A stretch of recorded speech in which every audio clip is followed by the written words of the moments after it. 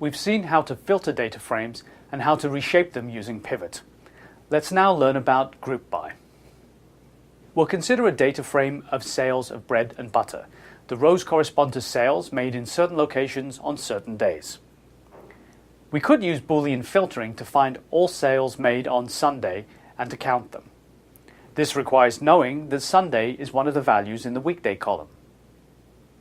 Alternatively, we can group by the weekday column and count entries for each distinct value found. This is more convenient. In many cases, we would not know the distinct entries of the column. Let's look at that last command more closely. We're instructing Pandas to split the data frame into groups of rows using distinct values from the weekday column.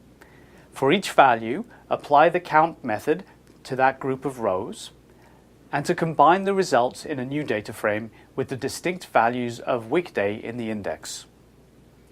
The count method is an aggregation or reduction because it reduces many values to a single value. Pandas Group By works with many statistical reductions we've seen so far: the mean, standard deviation, sum, the first or last row of the group, and the maximum or the minimum of the group. Let's use split, apply, combine again. What was the total amount of bread sold on each day? Again, we group by the weekday column. This time, we're only interested in summing on the bread column. We can use brackets to select one or more columns over which to perform the aggregation. To see the sums of both bread sold and butter sold on all days, we use a list of columns in the brackets after the group by call. Pandas allows for multi-level group by passing in multiple column names in a list. Here, the result is the average amount of bread and butter bought at each of the two locations on Sunday and Monday. Passing multiple columns creates a sorted multi-level index. Thus far, we've used column names only within the group by. In fact, we can use any Pandas series with the same index values.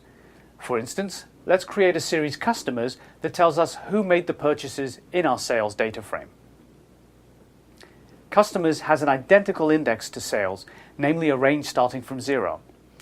Then we can group by customers to split the sales data frame, select the bread column, and apply sum to determine how much bread each customer bought.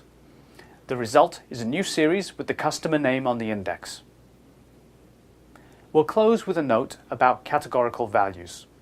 Applying the unique method to a series returns an array of the distinct entries. To find out how many times each individual value occurs in that series, use the method valueCounts. Each of these distinct values is a category. Here, we transform the weekday column into a categorical type. In this case, the rows of that column have only two unique categories, and the series is of type category.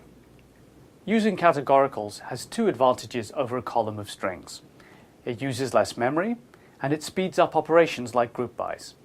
For instance, in a large data frame, a weekday column could have, say, 10,000 entries with only, say, 7 distinct weekday values storable in less than a byte each, rather than a string. Behind the scenes, the series entries are stored using small integers and a separate lookup table. Now it's your turn to apply the principle of split, apply, combine in the exercises.